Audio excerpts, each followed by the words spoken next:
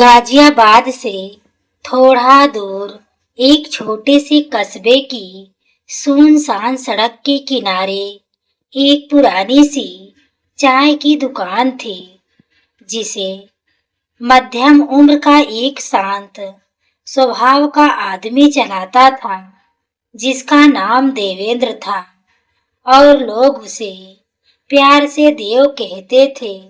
सुबह का समय था, हल्की ठंडी हवा चल रही थी और सड़क पर बहुत कम लोग दिखाई दे रहे थे। तभी देव अपनी दुकान के सामने झाड़ू लगा रहा था और चूल्हे पर चाय चढ़ा रहा था। देव का जीवन बहुत साधारण था। उसके पास ना कोई बड़ा घर था और ना ही कोई बड़ा सपना। बस वह दिन भर मेहनत करता और शाम को थका हुआ अपने छोटे से कमरे में लौट जाता। उसकी आंखों में हमेशा एक अजीब सी खालीपन की झलक दिखाई देती थी, जैसे उसके जीवन में कोई ऐसी कमी हो जिसे वह खुद भी ठीक से समझ नहीं पाता था। उसी समय दूर सड़क पर एक पुरानी कार धीरे धीरे आकर उसकी दुकान के सामने रुक गई और कार से एक युवक उतरा, जिसकी उम्र करीब 30 साल रही होगी। उस युवक ने कार का दरवाजा खोला और अंदर बैठी एक बुजुर्ग महिला को सहारा देकर बाहर उतारा, जिनके चेहरे पर थकान और चिंता साफ दिखाई दे रही थी। देव ने तुरंत आगे बढ़कर कहा, माँ जी, आप यहाँ बैठ जाइए, अभी मैं आपके लिए गरम चाय बनाता हूँ। युवक थोड़ा परेशान दिख रहा था और उसने जल्दी जल्दी कहा, भाई साहब, मेरी बाइक रास्ते में खराब हो गई है। पास में ही मैकेनिक की दुकान है, मैं उसे ठीक करवा कर अभी आता हूँ। बुजुर्ग महिला ने बेटे की तरफ चिंता भरी नजरों से देखा और धीमी आवाज में कहा, बेटा जल्दी आ जाना, मुझे अकेला मत छोड़ना। युवक ने सिर हिलाया और जल्दबाजी में सड़क की ओर चल पड़ा। देव ने मुस्कुराते हुए बुजुर्ग महिला के सामने चाय का कप रखा और कहा, चिंता मत कीजिए माँ जी, आपका बेटा अभी आ जाएगा। बुजुर्ग महिला ने थके स्वर में कहा, बेटा आजकल भरोसा किस पर करे, जमाना बहुत बदल गया है। देव ने हल्की मुस्कान के साथ जवाब दिया, दुनिया चाहे जितनी बदल जाए माँ जी, इंसानियत अभी भी जिंदा है। समय धीरे धीरे बीतने लगा और सूरज आसमान में ऊपर चढ़ गया, लेकिन वह युवक अब तक वापस नहीं आया था। बुजुर्ग महिला बार बार सड़क की तरफ देखती और हर गुजरती गाड़ी को उम्मीद भरी नजरों से निहारती रहती। उनकी आंखों में चिंता अब डर में बदलने लगी थी और उनके हाथ हल्के हल्के कांपने लगे थे। देव ने यह सब देखकर धीरे से पूछा, माँ जी, आपके बेटे का नाम क्या है? महिला ने धीमी आवाज में जवाब दिया, उसका नाम अमन है बेटा। देव ने उन्हें ढाढ़स बंधाते हुए कहा, आप चिंता मत कीजिए, शायद रास्ते में कोई काम पड़ गया होगा। लेकिन अंदर ही अंदर देव को भी कुछ अजीब सा लग रहा था, क्योंकि इतनी देर हो जाने के बाद भी उस युवक का कोई पता नहीं था। थोड़ी देर बाद बुजुर्ग महिला की आंखों से आंसू बहने लगे और उन्होंने कांपती आवाज में कहा, लगता है मेरा बेटा मुझे यहीं छोड़कर चला गया। देव यह सुनकर चौंक गया और उसने तुरंत कहा, नहीं माँ जी, ऐसा मत सोचिए, कोई भी बेटा अपनी माँ को यूं नहीं छोड़ सकता। लेकिन बुजुर्ग महिला की आंखों में जो दर्द था वह साफ बता रहा था कि उनके दिल में कोई पुराना जख्म फिर से जाग उठा है। देव को अचानक महसूस हुआ कि इस बुजुर्ग महिला की कहानी शायद बहुत लंबी और दर्द भरी है और उसे बिल्कुल अंदाजा नहीं था कि किस्मत ने आज उसकी दुकान पर जो मेहमान भेजा है वह उसके अपने अतीत से जुड़ा हुआ है, सबसे बड़ा सच लेकर आई है।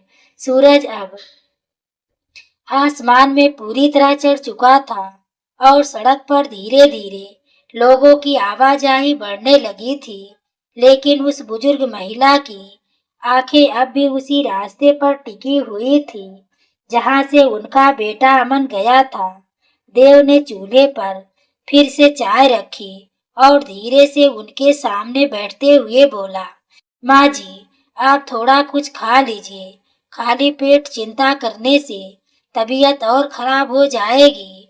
बुजुर्ग महिला ने कमजोर आवाज में कहा, भूख तो जैसे कई साल पहले ही खत्म हो गई बेटा। अब तो बस दिल यही चाहता है कि कोई अपना पास बैठा हो। देव ने उनकी बात सुनकर गहरी सांस ली, क्योंकि उसे लगा जैसे उनके शब्दों में बहुत पुराने दर्द की परछाई छुपी हुई है। कुछ पल की खामोशी के बाद देव ने पूछा, माँ जी, आप लोग कहाँ से आ रहे थे? महिला ने थोड़ी देर चुप रहकर जवाब दिया, हम लोग मेरठ के पास एक गांव से आ रहे थे, वहाँ हमारी पुश्तैनी जमीन है। देव ने सिर हिलाया और कहा, अच्छा तो आप लोग शहर क्यों जा रहे थे? महिला की आंखें अचानक नम हो गई और उन्होंने धीमे स्वर में कहा, कुछ लोग उस जमीन को अपने नाम करवाना चाहते हैं, इसलिए हमें कागज लेकर शहर जाना था। देव को यह सुनकर थोड़ा आश्चर्य हुआ और उसने पूछा तो क्या आपका बेटा अमन वही काम करने गया है? महिला ने सब सड़क की तरफ देखते हुए कहा, पता नहीं बेटा, दिल में अजीब सा डर बैठ गया है। देव ने उन्हें समझाने की कोशिश की, लेकिन उसका मन भी अब बेचैन होने लगा था। करीब आधा घंटा और बीत गया और अब अमन का कोई पता नहीं चला। महिला धीरे धीरे उठी और कांपती हाथ कदमों से सड़क की तरफ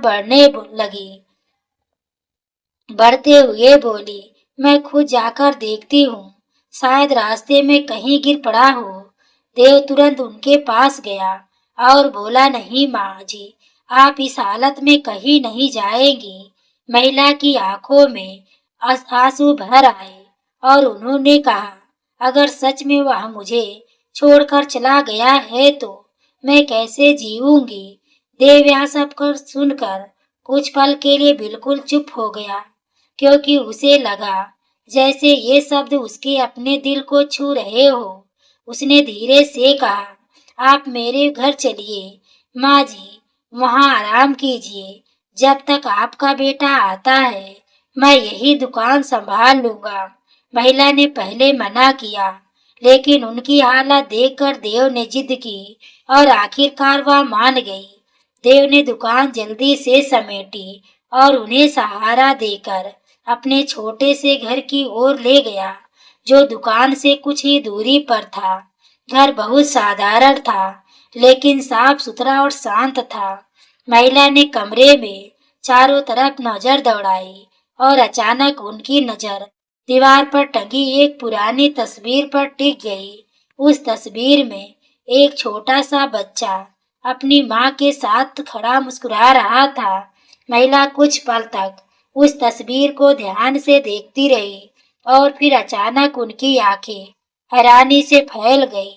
उनके होठ कांपने लगे और उन्होंने धीरे से पूछा, बेटा, ये तस्वीर किसकी है? देव ने सहजता से जवाब दिया, ये मेरी बचपन की तस्वीर है, मेरी माँ के साथ। महिला के हाथ अचानक कांपने लगे और उनकी आंखों से आंसू बहने लगे। देव घबरा गया और बोला, क्या हुआ माँ जी, आप ठीक तो हैं?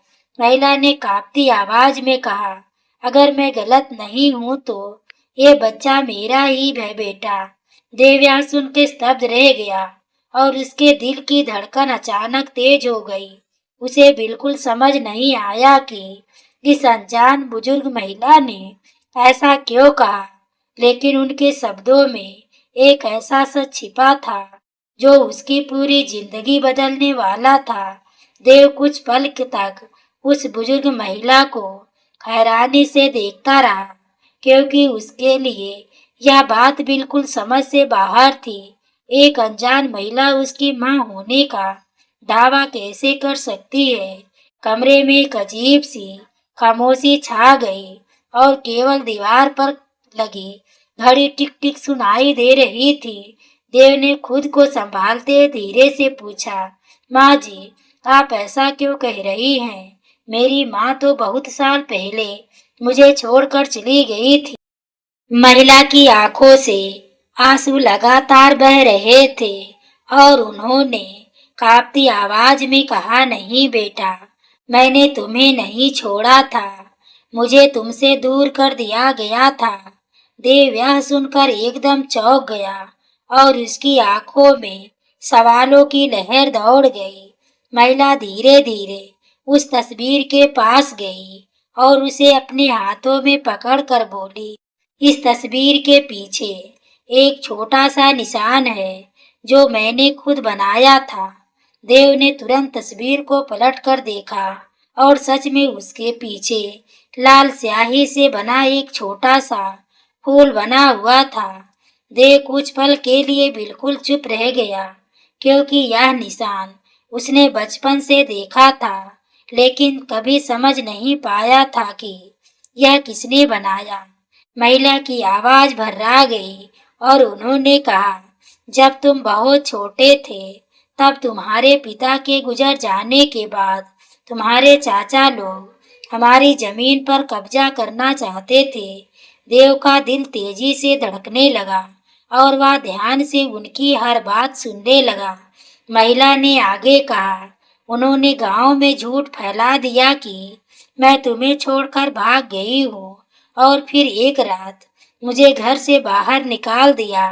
देव की आंखों में अचानक गुस्सा और दर्द दोनों दिखाई देने लगे। महिला ने आंसू पोंछते हुए कहा, मैं बहुत ढूंढती रही तुम्हें, लेकिन उन्होंने मुझे कभी तुम्हारे पास नहीं आने दिया। देव के मन में जैसे बचपन की कुछ धुंधली यादें अचानक जागने लगी। उसे याद आया कि बचपन में गांव के लोग अक्सर उसकी माँ के बारे में अलग अलग बातें करते थे। कोई कहता था कि वह उसे छोड़कर चली गई, तो कभी कोई कहता था कि वह बहुत दूर चली गई है। देव ने भारी आवाज में पूछा, तो फिर आप इतने साल बाद अचानक यहाँ कैसे आ गई? महिला ने गहरी सांस लेते हुए कहा, क्योंकि अब मुझे सच्चाई का पता चल गया है और मैं अपने बच्चों को फिर से एक साथ देखना चाहती हूँ। देव यह सुनकर चौंक गया और बोला, बच्चों मतलब? महिला की आंखों में हल्की सी मुस्कान आई और उन्होंने कहा, तुम्हारी एक छोटी बहन भी है जिसका नाम सिया है। देव को यह सुनकर ऐसा लगा जैसे उसके पैरों तले जमीन खिसक गई हो। उसने कभी सोचा भी नहीं था कि उसका कोई और भी अपना इस दुनिया में हो सकता है। देव की आंखों में आंसू आ गए और उसने धीरे से कहा, अगर यह सब सच है तो मेरा पूरा जीवन एक झूठ बना हुआ था। महिला ने उसके सिर पर हाथ रखते हुए कहा, सच कभी कभी कभी ना कभी सामने जरूर आता है बेटा। इसी बीच बाहर से किसी गाड़ी के रुकने की आवाज आई और देव खिड़की की तरफ देखने लगा। घर के बाहर दो अजनबी आदमी खड़े थे और उनकी नजरें घर के दरवाजे पर टिकी हुई थी। महिला ने उन्हें देखते ही डर कर धीरे से कहा, ये वही लोग हैं जो हमारी जमीन के पीछे पड़े हुए हैं। देव के चेहरे पर अब डर नहीं बल्कि गुस्से की झलक दिखाई दे रही थी। उसे महसूस हो गया था कि किस्मत ने अचानक उसकी जिंदगी के दरवाजे पर एक ऐसा सच ला खड़ा किया है जिससे वह अब भाग नहीं सकता और शायद अब समय आ गया था कि वह अपने अतीत का सामना करे और उन लोगों को जवाब दे जिन्होंने उसके परिवार को तोड़ दिया था। देव खिड़की के पास खड़ा बाहर खड़े उन दोनों आदमियों को ध्यान से देख रहा था और उसके मन में बेचैनी के साथ साथ गुस्सा भी धीरे धीरे बढ़ने लगा था। घर के बाहर खड़े वे दोनों आदमी इधर उधर झांकते हुए जैसे किसी को ढूंढ रहे थे और उनकी हर हरकत से साफ लग रहा था कि वे कोई साधारण लोग नहीं थे। शारदा जी का चेहरा डर से पीला पड़ गया था और उन्होंने धीरे से कहा, बेटा यही लोग हैं जो हमारी जमीन के पीछे पड़े हुए हैं। देव ने उनकी तरफ मुड़कर दृढ़ आवाज में कहा, अब आपको डरने की जरूरत नहीं है माँ जी, अब मैं हूँ। शारदा जी यह शब्द सुनकर कुछ पल के लिए स्तब्ध रह गई, क्योंकि इतने साल बाद किसी ने उन्हें बस इस तरह माँ कहकर सहारा दिया था। देव ने धीरे से दरवाजा बंद किया और बोला, आप अंदर ही रहिए, मैं जाकर देखता हूँ कि ये लोग क्या चाहते हैं। जैसे ही देव बाहर निकला, उन दोनों आदमियों ने उसे ऊपर से नीचे तक घूर कर देखा। उनमें से एक ने रूखे अंदाज में पूछा, अरे भाई, यहाँ कोई बूढ़ी औरत आई है क्या? देव ने बिल्कुल शांत आवाज में जवाब दिया, क्यों, आपको उससे क्या काम है? दूसरा आदमी हंसते हुए बोला, काम तो बहुत जरूरी है। उसे कहना है कि जमीन के कागज हमें दे दे, वरना अच्छा नहीं होगा। देव की आंखों में गुस्से की चमक आ गई, लेकिन उसने खुद को संभालते हुए कहा, यहाँ कोई जमीन के कागज नहीं है, आप लोग यहाँ से चले जाइए। पहला आदमी धमकी भरे लहजे में बोला, देखो, ज्यादा समझदार बनने की कोशिश मत करो, वरना पछताना पड़ेगा। देव बिना डरे उनकी आंखों में आंखें डालकर खड़ा रहा और बोला, जिसे जो करना है कर ले, लेकिन किसी माँ को डराना बंद करो। दोनों आदमी कुछ देर तक उसे घूरते रहे और फिर गुस्से में वहां से चले गए। देव जब वापस घर के अंदर आया तो शारदा जी की आंखों में चिंता साफ दिखाई दे रही थी। उन्होंने घबराई आवाज में पूछा, बेटा, उन्होंने क्या कहा? देव ने उन्हें दिलासा देते हुए कहा, कुछ नहीं माँ, बस डराए आए थे। उसी समय अचानक दरवाजे पर दस्तक हुई और देव चौंक कर दरवाजे की ओर देखने लगा। देव ने धीरे से दरवाजा खोला तो सामने एक युवती खड़ी थी, जिसकी आंखों में घबराहट और थकान साफ दिखाई दे रही थी। उस युवती ने जल्दी से पूछा, क्या यहाँ शारदा देवी आई हैं? देव कुछ पल कहा पाता उससे पहले कि शारदा जी कमरे से बाहर आ गई। जैसे उनकी नजर उस लड़की पर पड़ी, उनकी आंखों से आंसू बहने लगे और उन्होंने भावुक होकर कहा, सिया, मेरी बेटी। लड़की दौड़कर उनके गले लग गई और रोते हुए बोली, माँ, मैं आपको हर जगह ढूंढ रही थी। देव यह दृश्य देखकर कुछ पल के लिए बिल्कुल चुप रह गया, क्योंकि अचानक उसके सामने एक और रिश्ता खड़ा हो गया था। सिया ने आंसू पोंछते हुए देव की तरफ देखा और पूछा, ये कौन है माँ? शारदा जी ने मुस्कुराते हुए कहा, ये तुम्हारे बड़े भाई हैं। देव सिया की आंखें हैरानी से फैल गई और वह कुछ पल तक देव को देखती रह गई। देव के लिए यह पल बहुत अजीब और भावुक था, क्योंकि उसने कभी सोचा भी नहीं था कि उसकी एक बहन भी है। लेकिन उसी समय सिया ने घबराई हुई आवाज में कहा, भैया, हमें जल्दी कुछ करना होगा, क्योंकि चाचा लोग बहुत खतरनाक चाल चलने वाले हैं। देव ने गंभीर आवाज में पूछा, कौन सी चाल? सिया ने कांपती आवाज में कहा, उन्होंने अमन भैया को अगवा कर लिया है, ताकि जमीन के कागज उनके हाथ लग जाए। यह सुनते ही कमरे का माहौल अचानक भारी हो गया और देव के चेहरे पर अब गुस्से की एक नई लहर साफ दिखाई देने लगी। उसे समझ आ गया था कि यह लड़ाई अब केवल जमीन की नहीं बल्कि अपने परिवार और सच की रक्षा की लड़ाई बन चुकी है। रात गहरी हो चुकी थी और गांव के बाहर खड़े उस पुराने गोदाम के चारों तरफ अजीब सा सन्नाटा फैला हुआ था, जिसमें केवल झिंगुरों की आवाज सुनाई दे रही थी। देवसिया और इंस्पेक्टर विनय सावधानी से गोदाम की टूटी हुई दीवार के पास पहुंच गए और अंदर की हलचल को ध्यान से सुनने लगे।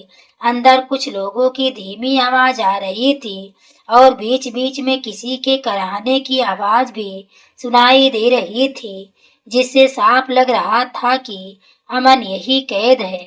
देव ने दीवार की दरार से अंदर झांक कर देखा तो उसका दिल तेजी से धड़कने लगा, क्योंकि सामने कुर्सी से बंधा हुआ अमन दिखाई दे रहा था। अमन के चेहरे पर चोट के निशान थे, लेकिन उसकी आंखों में अभी भी हिम्मत साफ दिखाई दे रही थी। उसी समय वहां खड़ा रघुवीर गुस्से से बोला कि अगर शारदा जमीन के कागज नहीं देगी तो अमन को यहाँ से जिंदा नहीं जाने दिया जाएगा। अमन ने दर्द सहते हुए दृढ़ आवाज में कहा कि वह कभी अपनी माँ की जमीन लालचियों के हाथों में नहीं जाने देगा। देव यह सब सुनकर खुद को रोक नहीं पाया और उसकी मुट्ठियां गुस्से से भींच गई, लेकिन विनय ने उसे शांत रहने का इशारा किया। कुछ ही पल विनय ने अपने साथ आए पुलिस वालों को संकेत दिया कि अचानक चारों तरफ से पुलिस ने गोदाम को घेर लिया। विनय की तेज आवाज ने पूरे गोदाम में गूंज उठी और उन्होंने कहा कि कोई भी भागने की कोशिश ना करे, क्योंकि पुलिस चारों तरफ घेर चुकी है। अचानक हुए इस हमले से रघुवीर और उसके गुंडे घबरा गए और इधर उधर भागने लगे। देव तुरंत अंदर दौड़ा और अमन के पास पहुंचकर उसकी रस्सियां खोलने लगा। अमन ने हैरानी से देव की तरफ देखा और धीमी आवाज में पूछा कि वह कौन है जो उसकी मदद करने आया है। देव ने मुस्कुराते हुए कहा कि वह कोई अजनबी नहीं बल्कि उस परिवार का हिस्सा है जिसे लालचियों ने सालों पहले तोड़ दिया था। उसी समय पुलिस ने रघुवीर और उसके सभी साथियों को पकड़कर हथकड़ी लगा दी। रघुवीर गुस्से से देव को घूरते हुए बोला कि वह जमीन कभी उनके हाथ नहीं लगने देगा। देव ने शांत लेकिन मजबूत आवाज में कहा कि जमीन से ज्यादा कीमती रिश्ते होते हैं जिन्हें तुमने लालच में आकर तोड़ दिया। कुछ देर बाद सब लोग अमन को घेर कर लौट आए। वहां शारदा जी बेचैनी से दरवाजे पर खड़ी उनका इंतजार कर रही थी। जैसे ही उन्होंने अमन को सुरक्षित देखा और उनकी आंखों से खुशी के आंसू बहने लगे, उन्होंने उसे गले से लगा लिया। सिया भी भावुक होकर अपने भाई के पास खड़ी हो गई और पहली बार पूरे परिवार को एक साथ देखकर मुस्कुरा उठी। देव ने अपनी माँ की तरफ देखा और धीरे से कहा कि अब कोई भी उन्हें फिर से अलग नहीं कर पाएगा। अगले दिन इंस्पेक्टर विनय की मदद से जमीन के असली कागज सुरक्षित कर दिए गए और रघुवीर को उसके अपराधों की सजा मिल गई। कुछ महीने